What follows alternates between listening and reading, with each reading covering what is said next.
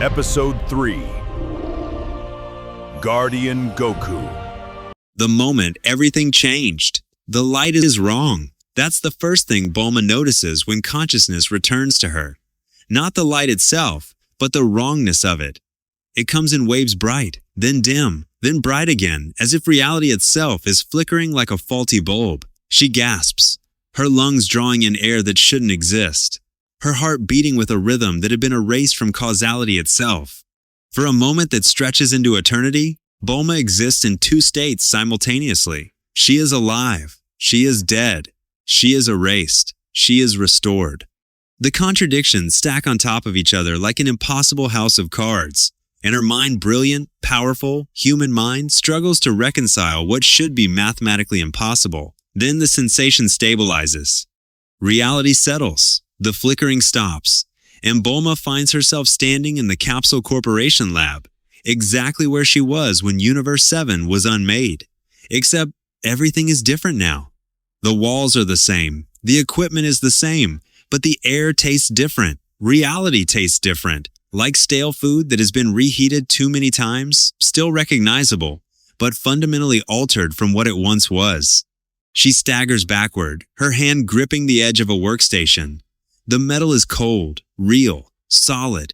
Her fingers tremble as she runs them across its surface, confirming that this isn't a dream, that she hasn't gone insane from the trauma of erasure. The lab door slides open. Goku stands in the threshold, but not the Goku that Bulma remembers. This Goku is different.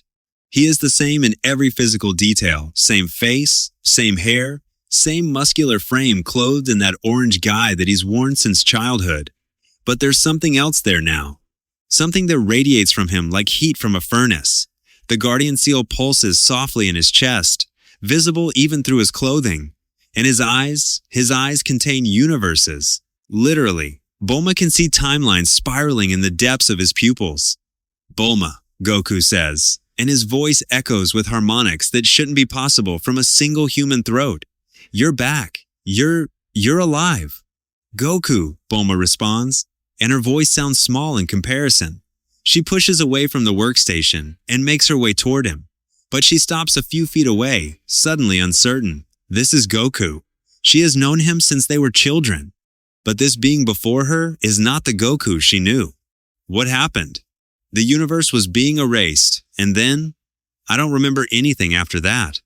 Goku reaches out, and Bulma notices that his hand is translucent in places. Like he's not entirely solid, like parts of him are still existing in multiple states of reality. I brought you back, Goku says simply. You and Chi-Chi, and Vegeta, and Krillin. I brought back everyone I could reach in the moment before the erasure became complete. It was hard. Harder than any fight I've ever been in. But I did it. Bulma's mind races through the implications. The universe was erased. Billions of people were unmade from causality, and Goku managed to reverse that, to restore it, to pull back at least part of it from the void. That should be impossible, Bulma says, speaking more to herself than to Goku. Her scientific mind is already working through the mechanics of what he's describing. Temporal reversal on a universal scale, causality manipulation, consciousness restoration. It's like every physical law she's ever understood just got turned upside down. How did you... I'm not just Goku anymore, Goku interrupts gently. I'm the guardian of broken timelines. I carry the Guardian Seal, and I have access to power that comes from the multiverse itself. It's not strength in the way that we usually understand it. It's not something I can win a martial arts tournament with. It's different. It's bigger. He says this without pride, without the satisfaction that usually comes when Goku discovers a new level of power. Instead, his voice carries something that Bulma has rarely heard from him before. Exhaustion. Not physical exhaustion, but something far deeper. Existential weariness. The kind of tired that comes from bearing impossible weight. The restoration isn't stable, Goku continues. I can feel it. Reality is still flickering. The fabric of Universe 7 is held together by sheer force of will right now, my will, combined with the power of the Guardian Seal. But it can't last forever. Eventually, the timeline will try to collapse again, and I'll have to push it back up again and again. Forever, maybe. Bulma reaches out and places her hand on Goku's chest, feeling the gentle pulse of the guardian seal beneath his gi. It's warm, alive, but it's also fragile in a way that living things shouldn't be. There has to be a way to stabilize it permanently, Bulma says, her analytical mind already working through possibilities. We'll figure it out. Me, you, Whis, Beerus. That's the problem, Goku says, and he looks away from her. I can't be here as much as I want to be. My responsibilities as guardian are constant. There are other broken timelines that need maintenance, other universes that are in danger. If I spend all my time here, stabilizing just one reality, the others will collapse. And there are trillions of lives in those timelines, trillions of people who are counting on me. Bulma feels her stomach tighten. She understands what he's saying without him saying it directly. He can't be here. Not really. Not fully. Not for the family that had been erased and restored by his power. Where is Chi-Chi? Bulma asks. In the house, Goku responds. She's with. He pauses, seeming to choose his words carefully. She's with Listra. They need to meet. Chi-Chi knows that something is wrong the moment she opens her eyes. Not because of the flickering reality, not because of the wrongness of resurrection, but because the last thing she remembers is Bulma's face, turned up toward her with absolute trust. And then there was white. The white of erasure, the white of non-existence. And now she is standing in her own house, the Capsule Corporation guest residence that has been her home for the past decade. Everything is exactly as she remembers it. The furniture, the decorations, even the dishes she was washing before the universe ended are still sitting in the sink. But someone else is in the house. Chi-Chi feels it before she sees her. A presence that shouldn't exist. A consciousness that is only partially real. When Chi-Chi turns, she sees the figure standing by the window, looking out at the flickering landscape of recovered Earth. The woman is beautiful in a way that seems to come from multiple realities at once. Her hair is green like summer leaves. Her eyes contain the depth of infinite universes. And when she moves, it's with the grace of someone who exists partially outside of time itself. You're Listra? Chi-Chi says immediately. She doesn't know how she knows this. Some part of the Guardian Seal's power, still echoing through the restored universe, has given her understanding. The woman from the void, the one Goku, the one he loves. Listra turns from the window, and her expression is complicated. Sad, understanding, ancient. Yes, she confirms. I am Listra, and you are Chi-Chi, Goku's wife, the mother of his children, the center of his earthly existence. There's no accusation in the way she says this, but Chi-Chi hears one anyway. She straightens her posture, meeting this being's gaze directly.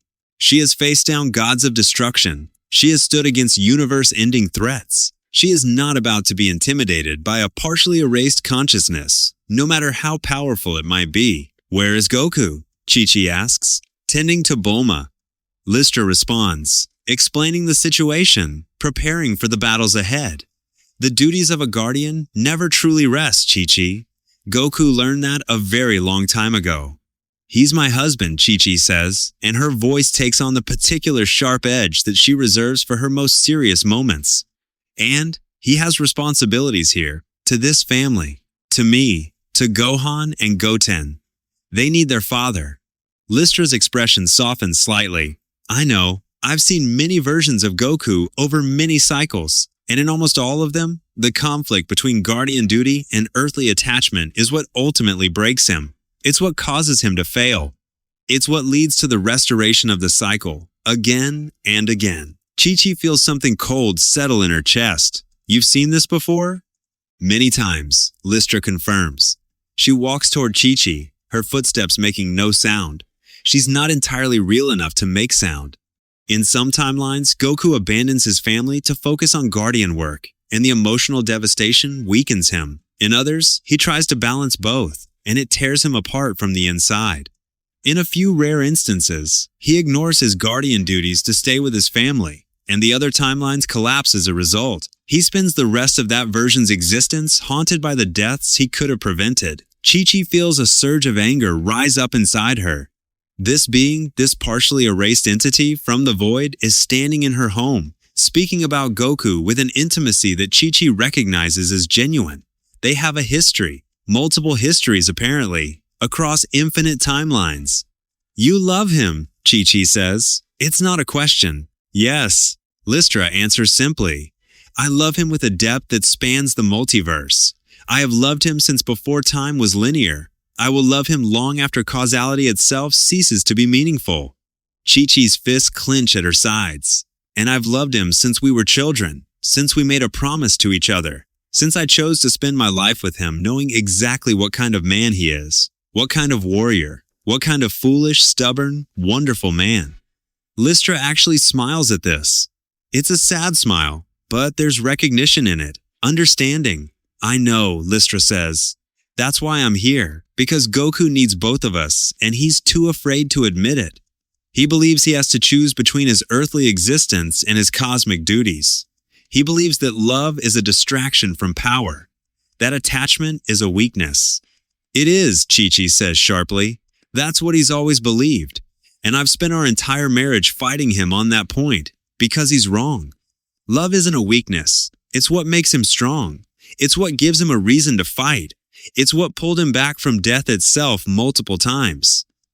Listra nods slowly. Yes, and that's what we need to explain to him. That the solution isn't to choose between guardian and husband. The solution is to be both. Fully, completely, without reservation. There's a moment of silence between them.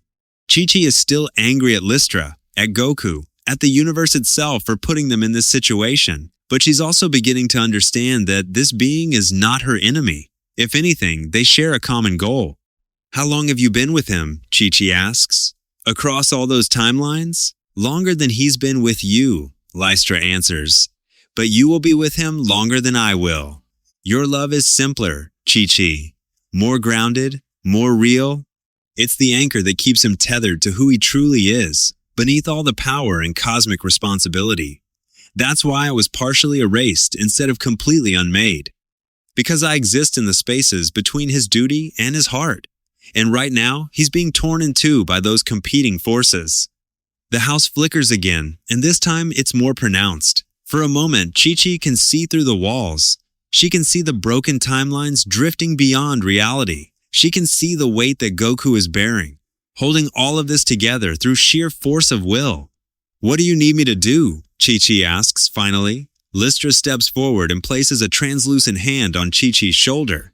It's surprisingly warm. Don't let him sacrifice himself, Listra says. That's all. In almost every timeline, Goku eventually reaches a point where he believes the only way to save everyone is to give up his humanity, to become purely guardian, purely power. And that's when he fails. That's when everything collapses. We need to stop him from making that choice. I won't let him, Chi-Chi says with absolute conviction. I didn't spend decades of my life tying him to Earth just so he could drift away into some cosmic abstraction. Listra actually laughs a real laugh filled with genuine warmth. I like you, Chi-Chi. I like you very much. I don't like you, Chi-Chi responds sharply, but I respect you, and I understand that we're fighting the same battle, so let's get to work. The door to the house suddenly opens, and Goku enters. His aura is flickering, and his expression shows the strain of holding reality together. He stops when he sees Chi-Chi and Listra standing together, seemingly in agreement. Confusion flashes across his face. What's going on here? He asks carefully. We're making a plan, Chi-Chi says, walking toward her husband. She doesn't hesitate. She grabs his hand, and the touch is real and warm and alive. Because you're not doing this alone anymore, Goku. Neither of us, Listra and I, are letting you tear yourself in half, trying to be everything to everyone. You're a guardian, yes, but you're also a father and a husband. And both of those things matter. Goku looks between Chi-Chi and Listra, and for the first time since his transformation, something like relief washes across his features. I don't know how to be both, he admits quietly. Then we'll figure it out together, Chi-Chi says firmly. All three of us, because that's what family does. The house flickers again, but this time it stabilizes. The reality of Universe 7 holds steady, and for the first time since his restoration, Goku allows himself to lean on someone else, to accept help, to admit that being the strongest in the universe doesn't mean having to carry everything alone. It's a small moment, a single decision. But in the balance of infinite timelines and cosmic forces, it's exactly the kind of choice that tips the scales toward victory. Outside, the sky clears for just a moment. Reality solidifies. And somewhere in the spaces between existence, succession notices and smiles. The Guardian Hall exists in a place that is not a place. Whis has created it as a neutral ground, a space that exists slightly outside of Universe 7, suspended in the margins between timelines. The walls are made of solidified potential. The ground is woven from the threads of causality that connect broken realities. And the sky above contains the entire graveyard of timelines in miniature, drifting like stars that have died and not yet accepted it. Gohan stands at the center of this impossible space, his body radiating the omnipotential Beast Ki at full power. His transformation is unlike anything Whis has seen in 1,000 years of training Saiyans. It's not a combination of his previous forms, not Blue, not Super Saiyan 3, not the ultimate form his father achieved. Instead, it's something that exists in the spaces between those forms. His hair is simultaneously silver and golden, shifting colors with each breath. His eyes contain both the predatory instinct of a beast and the calculating intelligence of a sage. His aura flares in patterns that seem to defy the laws of energy conservation themselves. Excellent control, Whis observes from his position floating above. Though I notice you're still suppressing approximately 40% of your actual output. Fear of destroying the environment? Gohan nods slightly, not taking his eyes off the practice dummy that Whis has conjured. The dummy is a construct of pure ki, designed to withstand impacts from gods. I can feel it, Gohan responds, his voice carrying the strange harmonic quality that comes with the Beast Ki. If I release all of it at once, the Guardian Hall will collapse. I can sense the structure straining already. Then don't collapse it, Whis says simply. Expand it. Use your power not just as a weapon, but as an architect. Reshape the space around you to accommodate your strength. Gohan's expression shifts as he processes this instruction. His father would have simply punched harder, would have overcome the problem through raw force. But Gohan has always been the thinker, the one who sees multiple solutions. He reaches out with his power not aggressively, but gently, and touches the fabric of the Guardian Hall itself.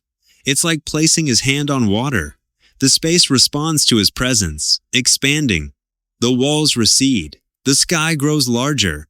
The drifting timelines scatter outward, creating more breathing room. Whis smiles. Yes, precisely. You are learning that power is not about overwhelming force. It's about understanding the nature of what you're trying to move. Gohan turns back to the practice dummy and unleashes a strike that is absolutely devastating in its precision. The dummy shatters not explosively, but gracefully, like crystal being cut along its natural fault lines. Your father spent his entire life becoming stronger.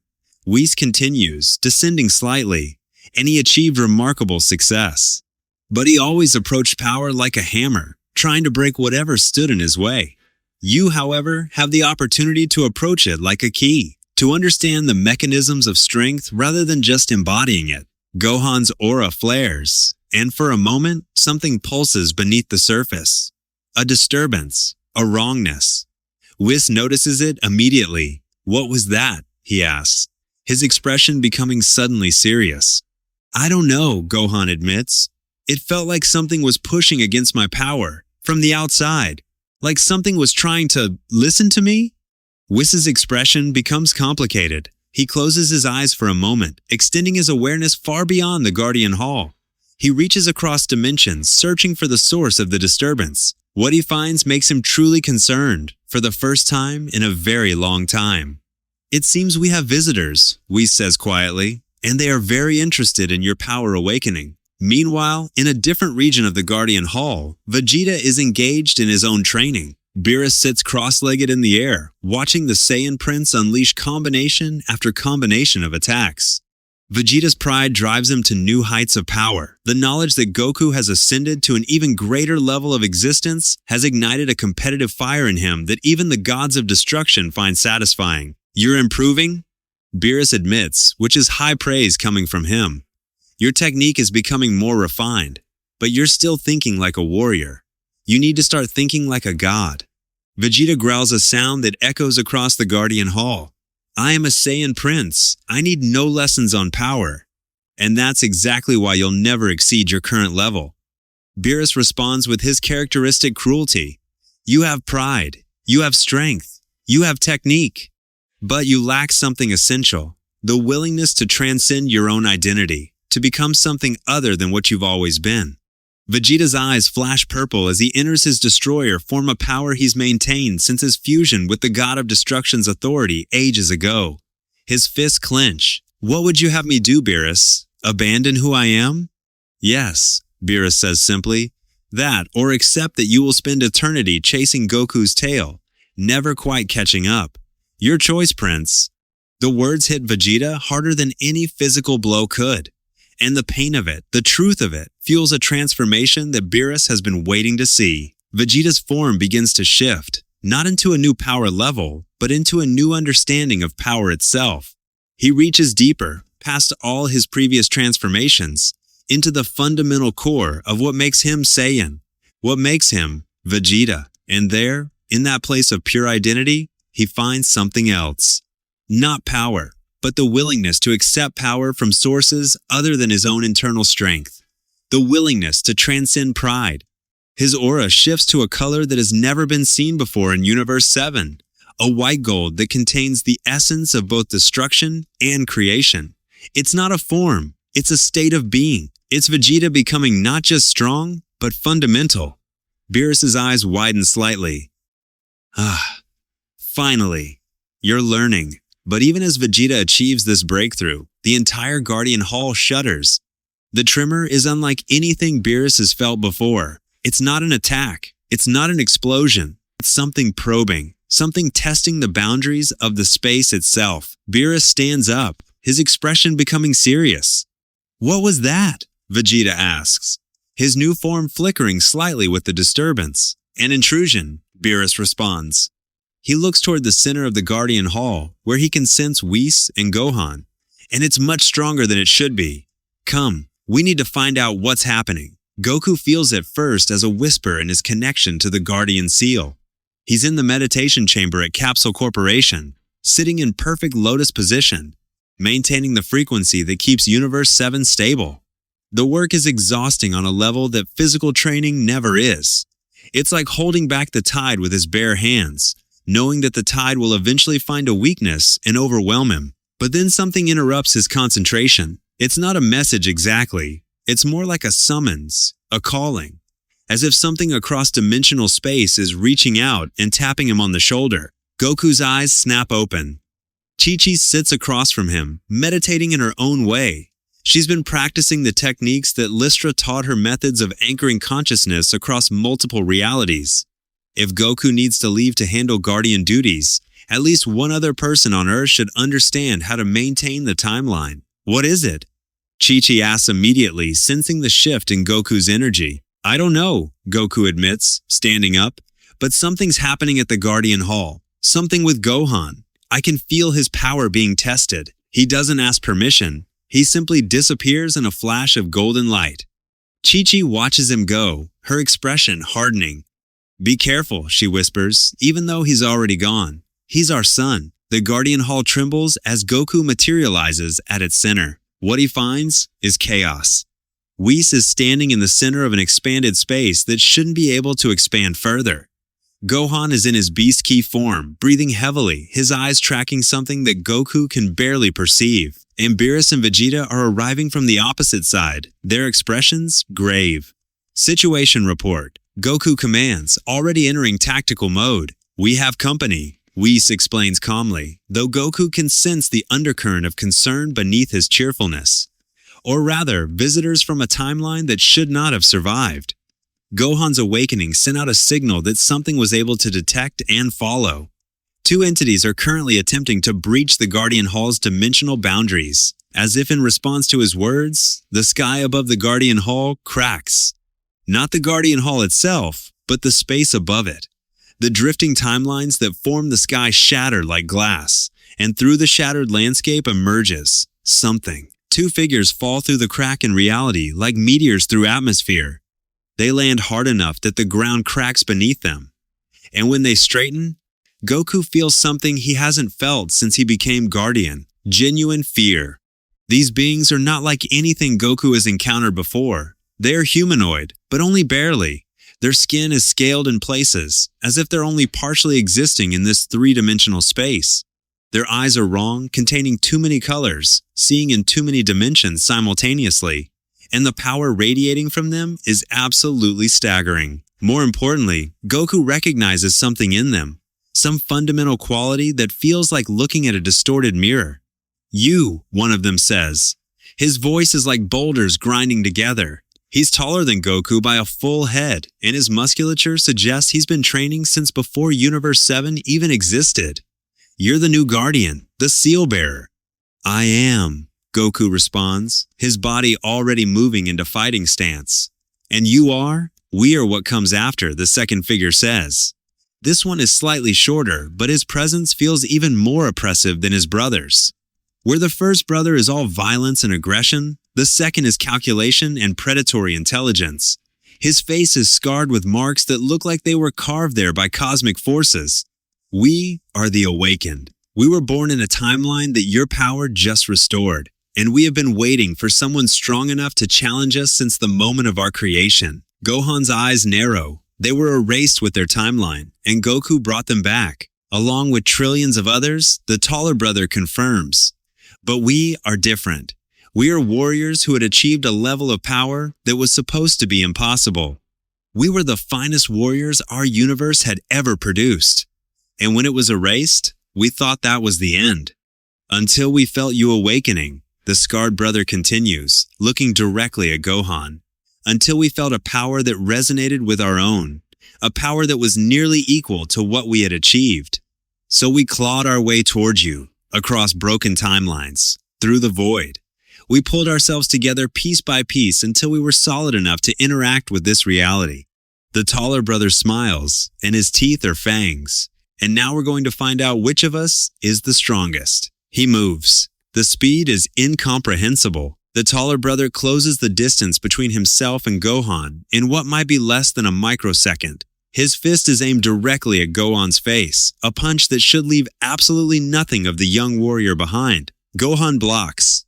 His arms come up, crossed in an X formation, and he catches the punch. But even with all his newfound power, even with the Beast Key activated, the impact sends him skidding backward across the Guardian Hall's floor, leaving a trail of cracked reality in his wake.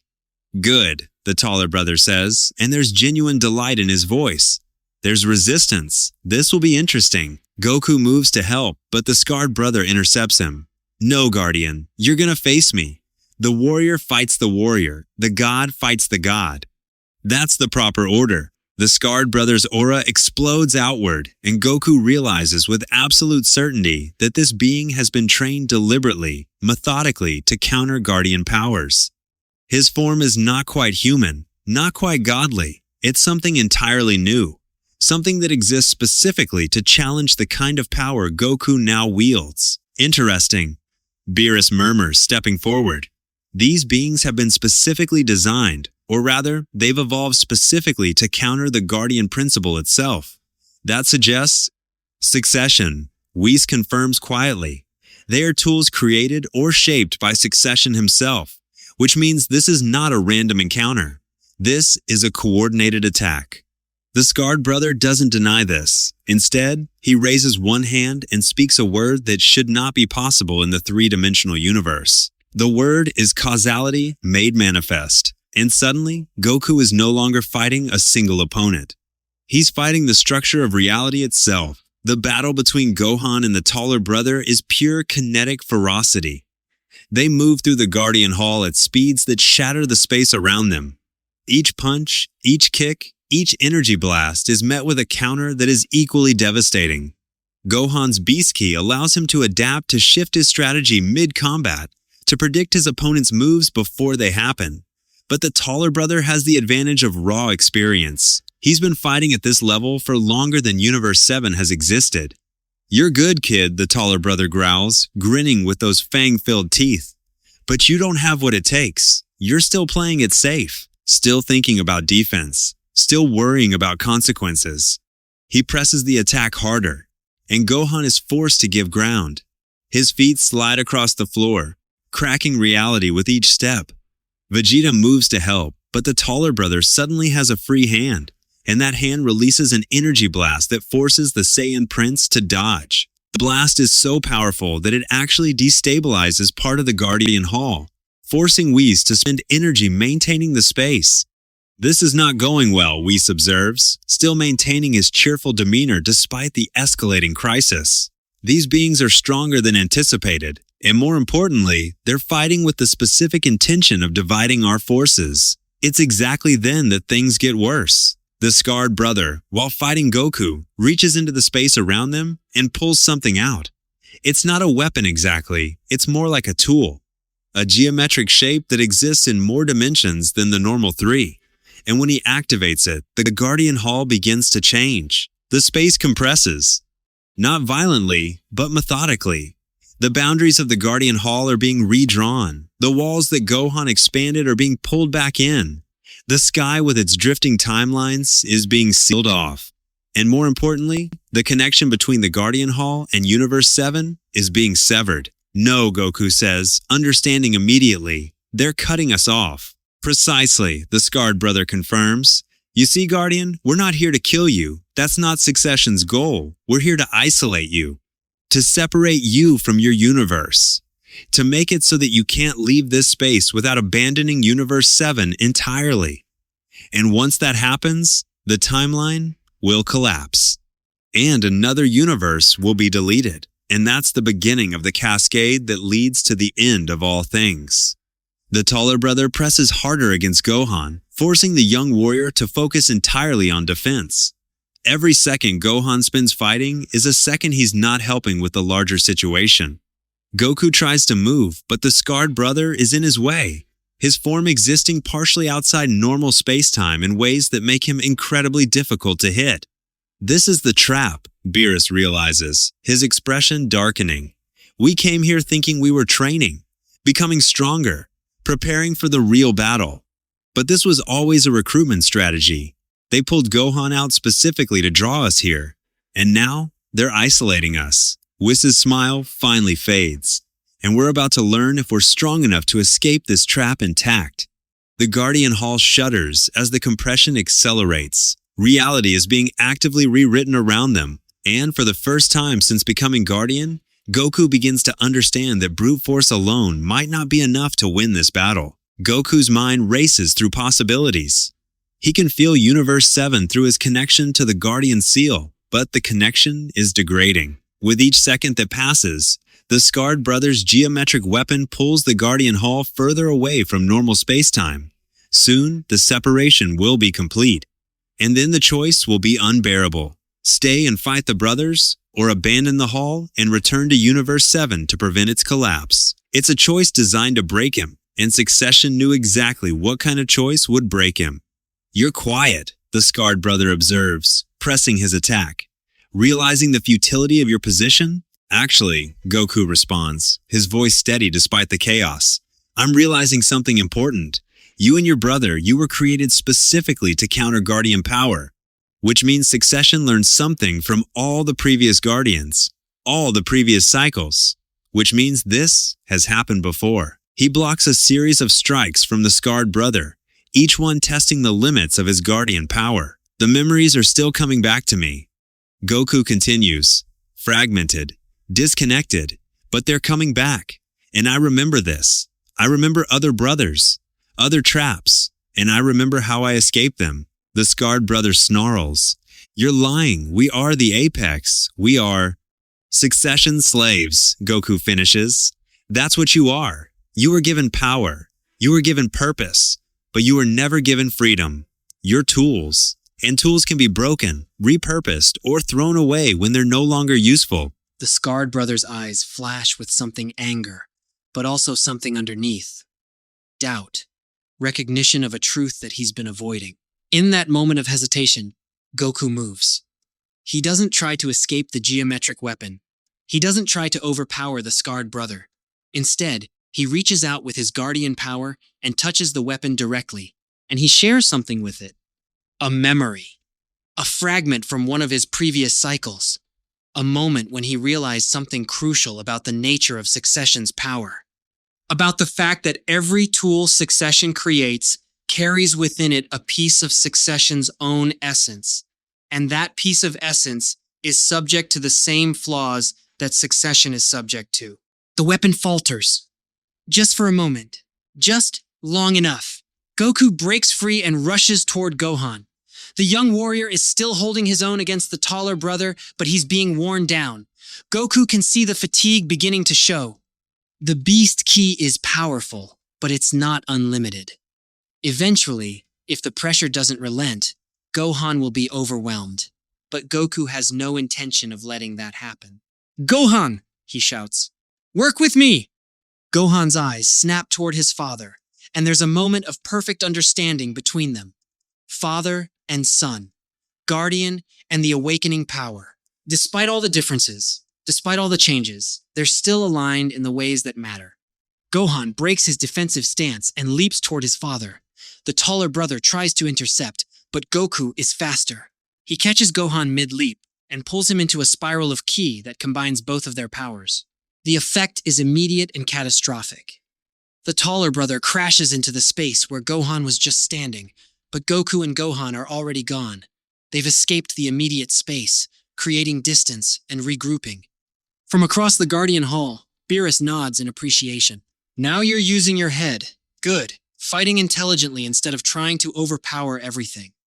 The scarred brother straightens from where Goku left him. There's something different in his expression now. A flicker of something that might be uncertainty. "You can't win," he says, but his voice lacks its previous confidence. Succession has planned for every possibility. Has it? Goku asks. He's breathing heavily, but his expression is steady.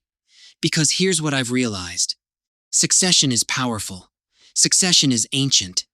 But Succession is also terrified. Terrified of something. Terrified of what happens if the Guardians actually figure out the truth. That's why it keeps sending us traps. That's why it keeps trying to break us. Because deep down, Succession knows that we can win. That there's something about the Guardian principle that Succession can never fully suppress. The scarred brother takes a step toward Goku, but something in the Guardian Hall is changing. The geometric weapon is beginning to collapse. Without Goku's power feeding into the trap, the mechanism is destabilizing. This space was built on the assumption that I would panic, Goku continues. That I would try to force my way out using raw power. But I'm learning. Every cycle, I'm learning something new. And every time, that learning brings me closer to the answer. Whis floats down beside Goku, his expression still calm, but with something new in his eyes.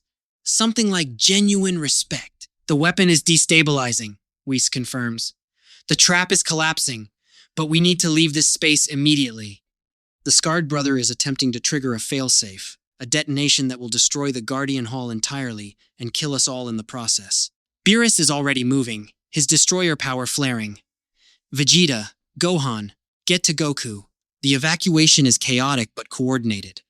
Vegeta grabs the scarred brother and holds him in place, using his newfound power to suppress the failsafe mechanism. Go, he shouts. I'll delay him! No, Goku says, understanding what Vegeta is doing. The Saiyan Prince is sacrificing himself to buy them time. It's not the kind of move the old Vegeta would have made. But this Vegeta, this one who has learned to transcend his own pride, understands something important. That strength is not just about individual power. It's about sacrifice, about working as a team.